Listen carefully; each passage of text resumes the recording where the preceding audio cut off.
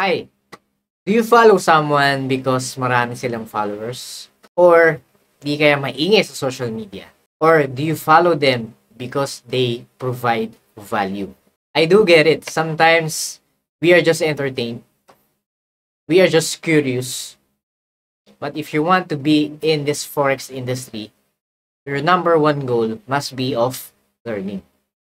What is good mga champion and welcome back to another video. So before I dive into the charts sa ating technical charting analysis for today, I just want to address because I do get a lot of questions. So lagi nila sinasabi, sir, ano ba yung main trading strategy nyo? Sir, sino ba yung broker nyo? Majority of them, pag tinanong ko, sinasabi nila, yun nakita ko yun yung ginagawa ng iba, yun yung ginagawa ng karamihan. Yun lang yung dumadang sa newsfeed ko. I do get it. Honestly, they do have little to none research being done. Little knowledge as well. So, that's why they just go for it. Speaking of reputation, alam nyo ba, dito sa Forex industry, there's a wide horizon of opportunities, programs, at the same time, competition. But, one broker, Markets for You, has been in the business for 18 years. I guess, majority of you guys don't know, at least here in the Philippines. Alam nyo ba, that they are the best broker in 2025 recently in Thailand. But the good thing here is they are now here in the Philippines. So this is a great opportunity for you guys to try out why Markets for You will be a broker of your choice.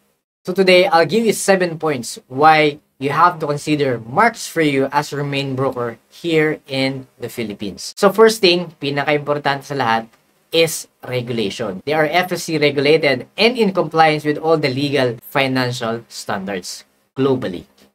Second thing, syempre, we are dealing with money and funds. So they have safety capital reserves. So this is also known as customer protection reserves. Ibig sabihin yan, they are maintaining adequate capital to mitigate financial risks. Third point, isa rin sa pinaka-importante is segregation of funds. On the client side, ibig sabihin, the funds are stored on major global banks. That means it is separated or segregated from the company's funds. So there will be no conflict of interest. Fourth point, again, very few I can attest na nakapag-assure ng ganito. Uninterrupted operation. Lalo na on a highly volatile market situation, Markets for You offer and assures little to none market slippage. Fifth point, very important, faster, full deposit, and withdrawal safety. 6, there's what we call as negative balance protection. So, ibig sabihin, if in case nasunugan kayo sa account nyo, your account will never goes below 0. So, hindi kayo mag-aabono sa next deposit nyo. The 7th point is the 24/7 customer service assistance. Since they are now here in the Philippines, assured and expect a high level of customer service assistance. Alright, so we are here at Markets for You trading account types. So we actually have Classic Standard, Classic Pro, and Cent Pro, which is actually available that you can trade on your MT4 or MT5 standard trading platform. In comparison, this has been broken down into several trading conditions and in different categories. So execution, Forex contract size per account type, minimum trade volume, maximum lot, floating spread, and so on. As you can see, for the account basics overview, we also have these categories, a leverage of up to 1:4,000. So it's quite important na maintindihan nyo which account type that will suit based on your needs. With all that being said, nga pala, if you want to be part of our growing TFP VIP Champions community, you may want to check out our 90-day Forex one-on-one mentorship program. As I've said, I am offering 2 options. Option 1 is for the one-on-one mentorship via Zoom, and for the option 2, which is learn at your own pace, masterclass recorded lessons, which you can download. So without further ado, let's get straight to our charts.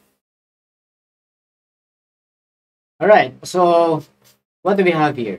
Yan, isa sa mga paborito ko na trade, obviously, is dollar yen. And alam naman natin that dollar from the past few months has been affected mainly by fundamental factors such as tariff wars. Okay, so Hence the reason merong sudden drop of price value from the past months and weeks. Okay. So for most people, when they do technical analysis, even on a higher time frame, ang focus nila is mainly nakatuon sa current market price or even smaller portion ng structure. So, problema dyan is sometimes we're only seeing a fraction of what really is happening or lalo na kung long-term ang inyong perspective. So, obviously, kung makita natin dito, market has been down for quite some time, okay, due to fundamental factors. Again, pero when I do market structure analysis, I try to make sure na makita ko on overview ano nga ba nangyari. And dito na papasok yung ating groupings. Okay, so sabi ko nga, if you are an avid follower subscriber, malaking part dyan yung binugrupo natin yung kanya-kanya structure in terms of trends para makita nyo saan mag-head yung market in the long run. Okay? Ibang usapan when you are aiming for a short-term opportunity. So, I'm speaking on behalf of a long-term perspective trader, but nevertheless, makakuha naman tayo ng opportunities within that short-term perspective. So, ibig sabihin yan, kung makikita natin, it's quite obvious na meron tayo ditong uptrend, di ba? So, since 2023 up until 24 and going to this year, okay, from the past 2 years, minado tayo na meron tayo ditong bullish run, okay, and apparently, nagkaroon tayo ng sudden drop of market price, okay, from last year's mid-year, around August or May, something like that. So, malaking factor yan when it comes to understanding yung overall market structure. Kasi kung makita nyo, nagkaroon tayo ng drop. Pero when we're dealing with structure, di ba, meron tayong low, high, low. So, just a normal market structure understanding. But, critical kasi yan when you're aiming for opportunities. Di ba? So, meron tayong recent higher high. And then suddenly, nagkaroon ng sudden drop. That means may momentum yung sellers. Okay? In a span of 2 years na dominant yung buyers, suddenly, in just few months, after that following year, nagkaroon tayo ng sudden drop. That says a lot. Ibig sabihin, dominant the sellers during the time. Although, from this year's perspective, from the last quarter of 2024 going to 2025, makita natin na nagkaroon tayo ng correction. The correction signifies na it failed to create a new higher high. Ibig sabihin, meron ng loss of momentum. That means, nagkakaroon ng dominance on the long-term perspective yung mga sellers. Plus, naging factor pa yung ating trade war, di ba? Or tariff wars na initiated by elected US President Donald Trump. So, that says a lot of things, lalo na kung ang aim mo that time was to capture itong bull run na yan. So, given that, aminado tayo na meron nga tayong loss of momentum given itong failure of creating a new higher high. So, nag-create tayo ng lower high and ngayon, the market is on a downtrend. So, downtrend man, but take note, it might have a temporary correction phase. Kasi nga, we are now heading dito sa significant level of average price value ng buyers. Okay? That means, nandito tayo ngayon sa level of significant support. Okay? On a retail perspective. Provided, does that mean na tayo ay bibili? Okay? No one knows yet. Not until makita natin nangyari sa lower time frame. Ang binabasa lang natin ngayon is, hindi porket nagkaroon na tayo ng downtrend, sige, selling na yung ating opportunity. Or selling na yung pwede nating makuhang opportunity. That means, we may have buying and selling opportunities regarding dito sa ating structure. Okay? So ngayon, let's erase all of this. Binasa ko lang para makita nyo where I am coming from when it comes to market structure. So, aware ako sa sarili ko na meron ng loss of momentum, so may tendency the market can still go down. Okay? So, given that, let's just erase all of this. Diba? Okay. Focus tayo ngayon dito sa current structure. So again, aware tayo na ang long-term perspective is still bearish, but it doesn't mean na bearish lang ang pwede natin mga opportunity. Let's try to find out, diba? So, I'm going to mark my significant level of support, okay, and resistances. So, meron tayo ditong level of support, okay. Influences wise, I see a resistance area around here. Diba? Significant level of resistance. And adding more influences, should na alabas yung factor of trend lines. Pwede tayo magdagdag ng per time frame trend lines, which I can mark dito sa latest lower high natin. So, just extend to. And then, from that, okay, we can also see na we are inside this, diba, triangle. Diba? Makita nyo, ang trading opportunity natin is bounded with this, diba, itong triangle nyo. Okay?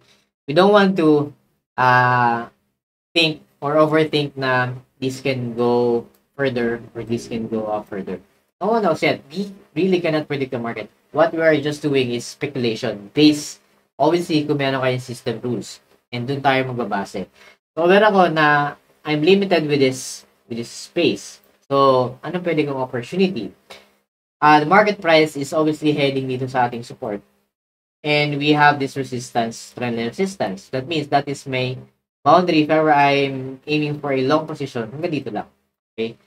No one knows yet. Okay? Not until we scale down to a much lower time frame to look for opportunity.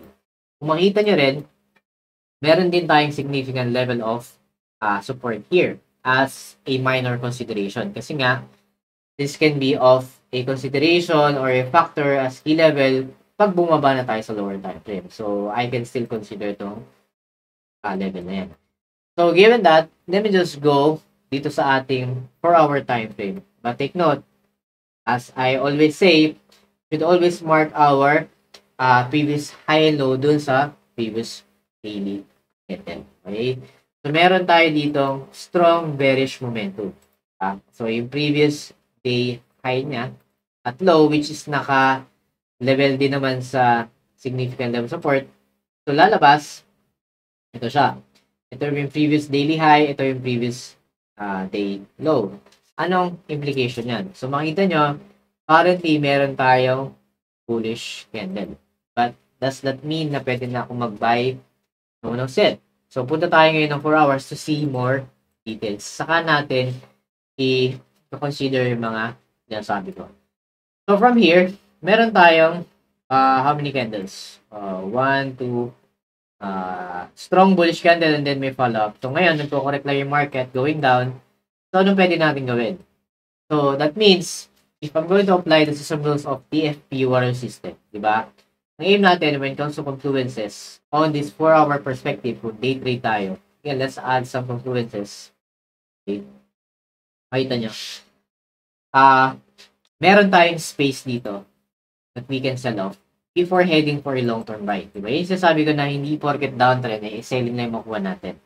You can also buy later on. So, nasa timing din yan.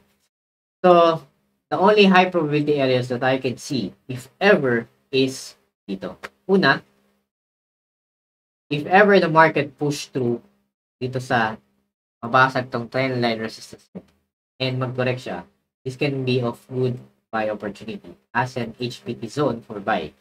For sell-off naman, gusto natin is, obviously, you must be below influences. So, dito sa area. So, minamap out ko lang yung mga opportunity, potential opportunity na pwede kong provided it will still satisfy yung aking system rules. So, the idea is we must know where we at the current market structure. And seeing at the left side, so, again, market structure-wise, bumalik lang naman siya sa higher low niya, di ba? Pero kung makita nyo, meron tayong mga important points na pwedeng consider. Itong mga higher low na to. Bakit? If we're going to add more confluences as a trend line support, ano nangyari? Recently, we have broken yung level na to. Okay? So, anong ibig sabihin yan? If ever tumaas man yung market at mag-correct siya, diba? Let's say, ang buying opportunity ko, pumunta rito.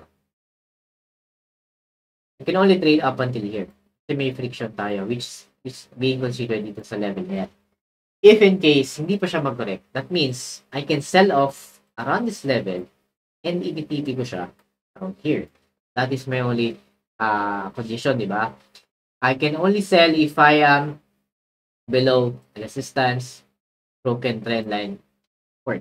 So, pwede itong HPT area din for an opportunity. Okay? Before I can buy up until here. So, it's meaning it can consolidate. Yun yung ibig ko sabihin around this area. Not unless market push through dito. Then meaning you can follow through a complete sell-off. So, pwede kang make scale up ng position. Ibig sabihin, kung makapag-sell ka dito, ang TP1 mo will be here and TP2 mo will be here. Tandaan nyo, ito yung support level sa higher time frame daily na. That means, may tendency market can go up until here. So, ano yung mga pwede kong opportunity ngayon? Lalo na, yung market is still in between ng mga key levels. So, take note, I can still consider this as a selling opportunity. So, I have multiple opportunities short term. So, ibig sabihin, anong pwede gawin? Number one is to wait. Pwede ako maghintay na magpunta muna yung market dito or dito. That's one option. Two, does that mean na pwede akong bumaba at mag-scalp? Then, we can know if pwede yan kung pupunta tayo saan? Sa 1 hour. Okay. So, 1 hour, mas nagkaroon siya ng ano? Mas nagkaroon siya ng structure, di ba? Kung makita nyo, meron na tayong double top. Okay. Anong implication nito? Meaning, meron ng resistance. Ibig sabihin, meron ng sellers around this area. But, is it enough na mag-sell ako? Take note that I am not on a slightly higher time frame level. Okay? If ako nga magte-trade, that means, sabi nga din, for selling opportunity, based sa rules natin ng system, we must be below ng horizontal support, below ng trend line resistance, and obviously, a broken trend line support. So, ang sweet spot natin, around here, ng selling. Okay? At least 2 confluence. Pwedeng wala kang break or pwedeng wala kang trend resistance. At least 2 confluences levels. Okay? Kung buying naman, same thing, you must be above. So, dito naman, pag buying opportunity. So, ano yung nakikita nating perspective dito? Kung buy or sell opportunity. So, for me, there's a lot of things going on here na pwede natin makuha. Okay, bakit? Una, nanggaling tayo recently sa resistance. But, kung ako magte-trade nyan, I'd rather wait na makapunta yung market here for me to sell off up until dito nga. Diba? So, ang iintayin natin dito is what? A confluence kasi nga, we have broken certain level of minor support dito, diba? So, nagkaka-coincide yung sinasabi kong HPT zone na tinatawag. So, may factor yung patience na kailangan natin maghintay ng timing. Kasi ang sweet spot ko ngayon is around here, di ba? So, if in case na maglaro yung market at hanggang dito lang siya, can I sell? Okay? For me, that is not an optimal area. Take note na may significant level of trend line support ka dito at broken support. So, ito nga yung sweet spot natin para makakuha tayo ng trade. Anything here is a no trade for me. That means, you must be patient enough na makakuha muna ng timing at syempre, makakuha tayo ng magandang opportunity. It's not about pag nag-analyze ngayon, ita-trade mo na agad. Okay? Scalping perspective, kung bababa ako ng 5 minutes, obviously, pwede ka na makakuha ng trade. Pero take note, is it worth it? Worth it ba yung risk-to-reward ratio natin? So, ideally, if we're going to have an opportunity, di ba? Pwede ka na makakuha ng short-term pump or ibig sabihin, sell off up until this level. But no one knows yet. Not until mas bumaba ka pa ng lower time frame. So, kung titignan natin, you must follow the same rules. Nandito ako ngayon sa 5 minutes, nakita nyo, another structure ang bubungan sa'yo, which is the same thing na ginagawa natin. So, if I want to sell scalping, diba? I must break through this level. Hintayin mo pa rin talaga siya mag-pullback. And there's no guarantee na babagsak yan. Lalo na, ang key level natin on a higher time frame would be around this HPT zone. So, can I scalp the market up until here? Again, a good spot would be level din. Pero, opportunity mo would be as a sell-off, ito pa rin lalabas. Konting tipik lang. TP-wise, 1:3 risk to reward ratio. So, probably around this next level of support. So, wala pa nga, di ba? Wala pa siyang 1:3. Almost 1:2. Ngayon, tinatanong ko na, worth it pa bang i-trade yung ganyang risk to reward ratio? So, if kayo, aim nyo pa rin mag-trade yan, wala namang may opportunity pa rin. Pero take note na ang market is still in between, lalo na nire-respeto ni market yung higher time frame levels mo in terms of HPT. Kaya, I doubt na mag-settle siya dito as a sell-off, okay? But I don't want to predict, no? Ang importante is ma-follow pa rin naman si moves. But for me, if I'm going to sell, mas interesado ako mag-sell around this area, so 1 hour na to, so I can trade itong level na to, going down. So, if that is not the case, sabi ko nga, you also have an option na makapag-trade dito. Once it really went down, broke this level na yan, ito ka, mag-sell. Papunta dito sa baba.